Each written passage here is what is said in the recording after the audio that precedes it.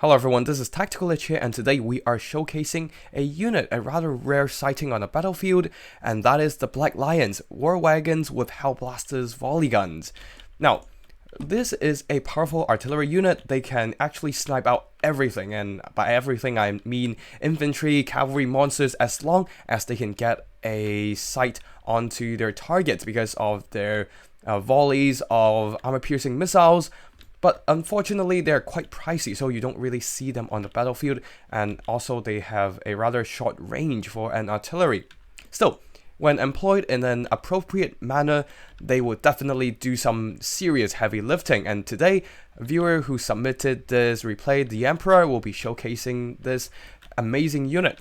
Now, for the rest of the army build, we have a front line of flagellants, swordsmen, and more swords in the form of Sigma Suns and flagellants on the other side, basically spreading wide to screen out enemy units. At the back, there is a single unit of halberdiers, supported by a whole bunch of heavy cavalry of the Empire, Knights of Blazing Sun, Empire Knights, and more Empire Knights.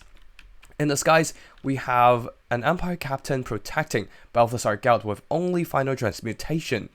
Now, for the Beastmen army here, there's a lot of mobility in the form of Centaurs with throwing axes, 4 of them in fact.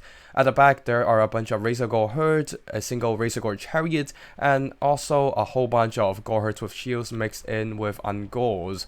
Now, for the leadership, we have a single unit of Brave Shaman with the Wild Magic coming in with Traitorkin, and also Morgor the Shadowgave, providing those scary Chaos Spawn summons. At the very far back of the battlefield, we have a couple Vanguard deployed Chaos War Hounds with poison, and that's basically it for the army builds. Now let's get into the battle itself and check out the Black Lions in action. So this battle begins with a rather long skirmishing phase here, with both armies deploying quite far away from each other. The Black Lions already opening up, blasting away at all the Centaurs with throwing axes, and the sheer volume of firepower. 3 shots per model, 9 shots in total with high missile strength and also good penetration, ripping through the ranks of all these Centaurs with throwing axes already. Around 20% of HP down and also 7 models lost. And Centaurs will be trying to move forward and get into the back lines and maybe shut down the Black Lions, but there are Empire Knights here, shielding those throwing axes with their bodies and allow the Black Lions to turn around and target these Centaurs with throwing axes. Now, in the far end, the Empire State Troops infantry are pushing forward, trying to stem the tide of Beastmen, as the Empire Cavalry and Firepower are trying to deal with all these Beastmen mobility, already shutting down all the Chaos War Hounds. The throwing axis Centaurs are still skirmishing, but on skirmish mode, they are not exactly great in terms of responding to enemy threats, only turning around to run away in the last second, allowing the Empire Knights to catch up with the charging acceleration with the animation. And at this point, they will be moving towards the white line while their models are slowly being picked away by the pursuing Empire Knights. Now back to the other flank, there is a single unit of Centaurs able to catch these Black Lions, but the survivability of these war wagons, the armor and also huge HP pool on every single model allows them to survive this kind of onslaught, while regular artillery crews of Hellblasters and just general cannon crews and whatnot would not allow them to survive this kind of mobility attack. But with the survivability of the war wagons' armor and HP, they are able to hold on until the reinforcements of Knights of Blazing Sun and Empire Knights to get over here and obliterate the Centaurs with their devastating charges with those couched lances.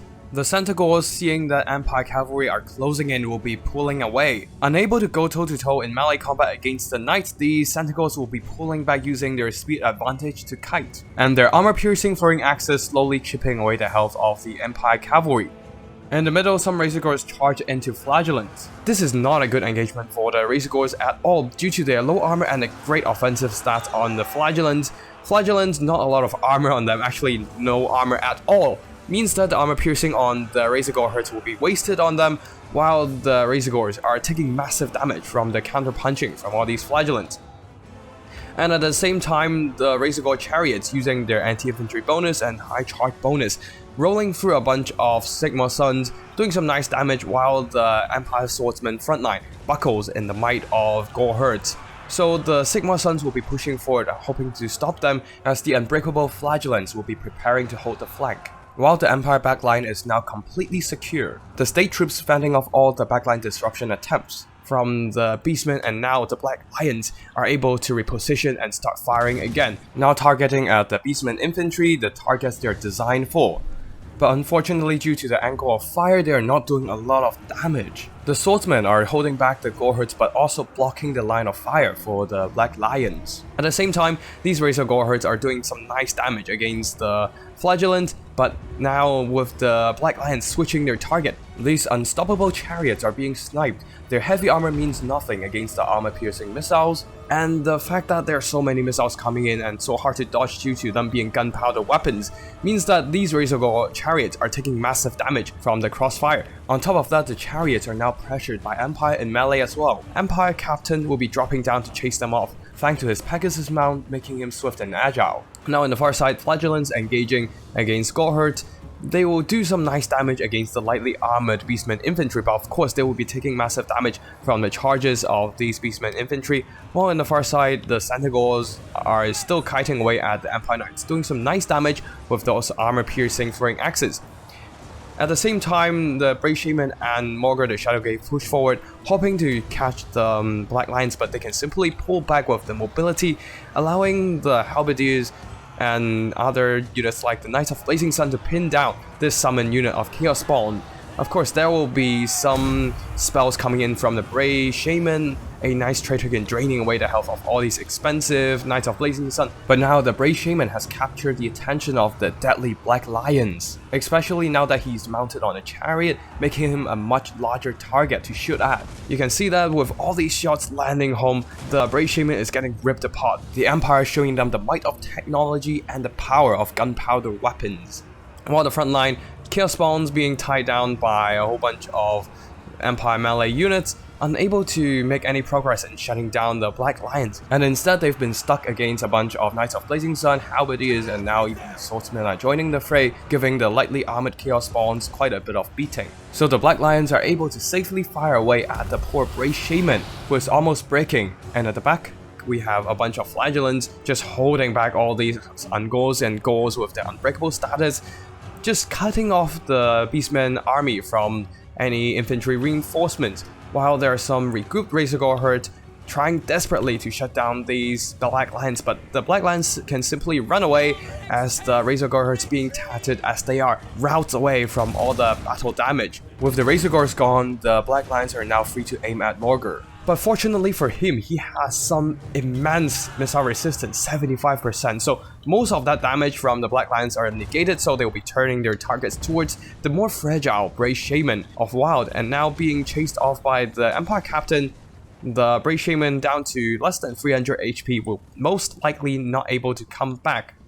Now, Centaurs with throwing axes are still circling around the battlefield. They need to shut down the Black Lions as soon as possible, but there are still some roaming Knights of Blazing Sun able to intercept them.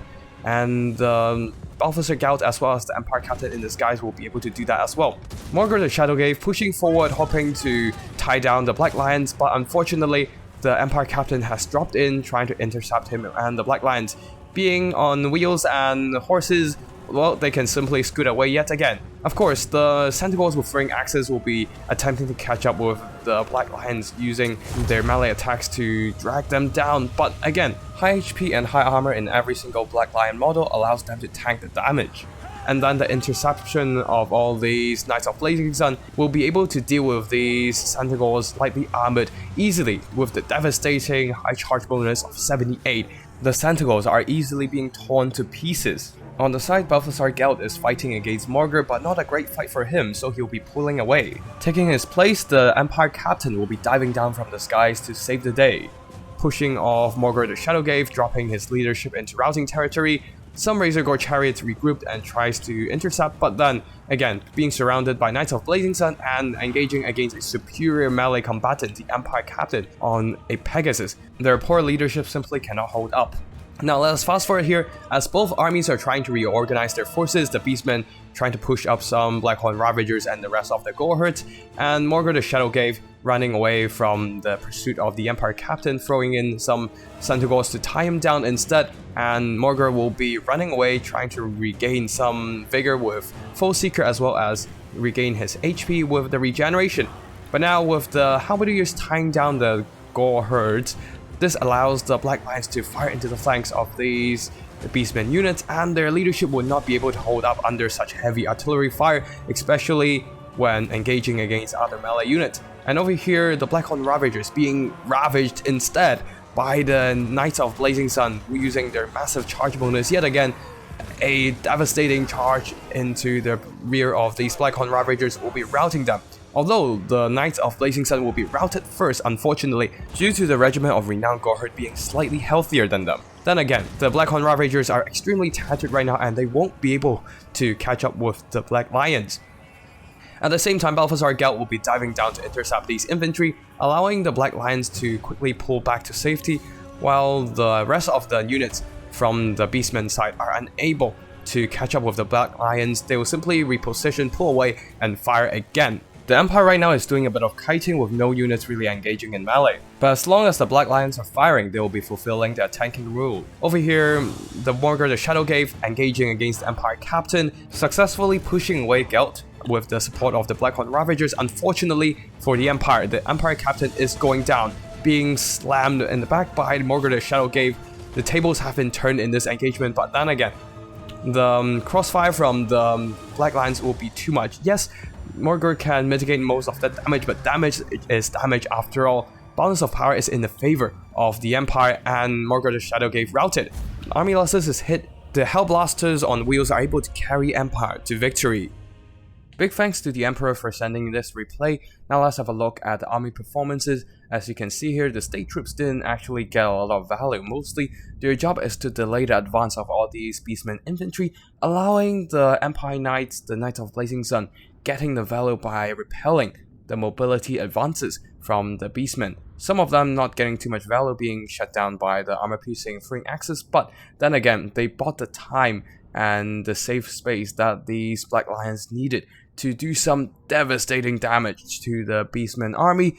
Over 2,600 worth of damage value, obliterating a whole bunch of chariots, including the Razorgore chariots, the Brave Shaman chariot, and shooting up infantry and cavalry alike, possessing both the destructive firepower of the Hellblaster volley guns and the survivability of war wagons, the speed, the mobility, and also the health and heavy armor.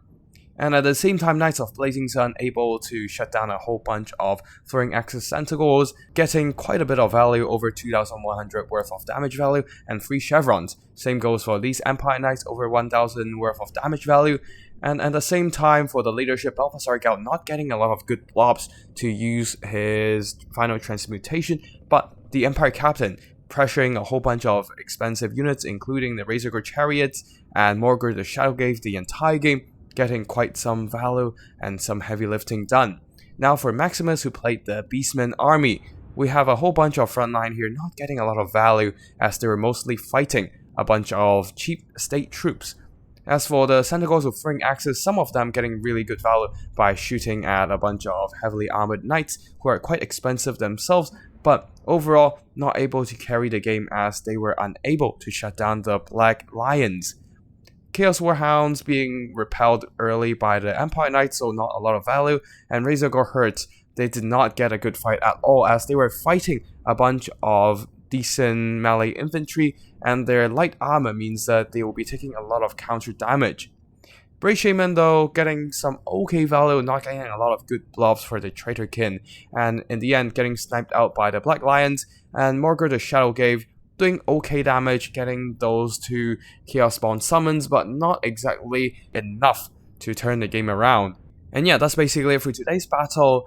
Really great use of the Black Lions from the Emperor here, and I hope viewers you enjoy the battle. If you want to see more, be sure to hit the like and subscribe, as I'll be uploading more tutorial Warhammer videos in the future, slowly shifting the focus to Game 3, especially when Immortal Empires is close to release. They'll be covering more battle replays, tips and strategies for multiplayer, as well as occasional memes and wild army builds. And if you have any replays that you want to showcase, feel free to drop by my Discord or send me an email with the replay file attached. I'll be sure to check them out.